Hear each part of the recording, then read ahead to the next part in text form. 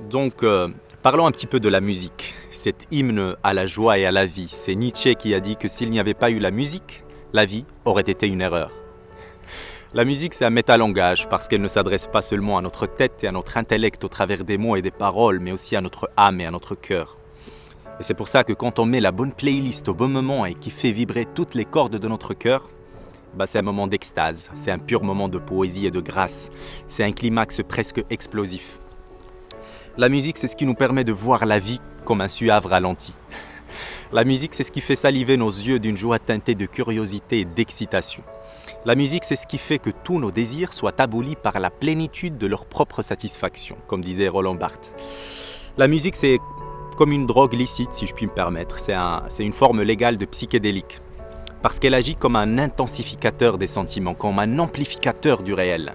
C'est Albert Camus qui disait « Il faut vivre sa vie jusqu'aux larmes, jusqu'au fond ». Eh bien, la musique, elle nous permet de vivre notre vie jusqu'aux larmes, jusqu'au fond. La musique, c'est notre aspiration originelle, parce que comme disait Flaubert, nous composons des musiques et des mélodies à faire danser les ours quand on voudrait attendrir les étoiles. La musique, c'est ce qui fait réaliser le rêve cher à Proust, qui est celui de rafraîchir les lentilles à travers lesquelles on regarde le monde, pour que l'on puisse voir toutes ces choses merveilleusement belles qui attendent sagement et patiemment que nos sens s'aiguisent pour pouvoir les absorber. Toutes ces choses magiques qui semblent se cacher derrière le voile de la routine et de l'habitude. Et la musique nous permet de voir la beauté partout, à mon sens, encore une fois. La musique, c'est l'intermède poétique qui interrompt la prose du quotidien. La musique, quand on rentre dans une dimension autre que celle qu'on connaît, ce que Otto Rank appelait le numineux.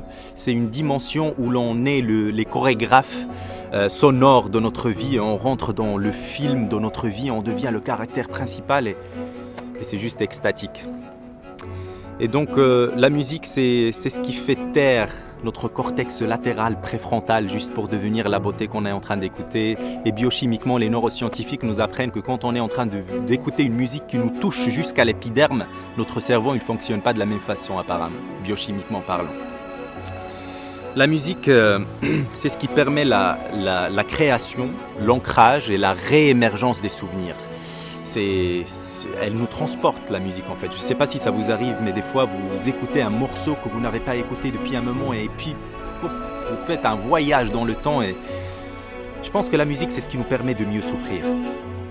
Parce qu'elle nous rend non seulement nostalgiques, mais aussi postalgiques.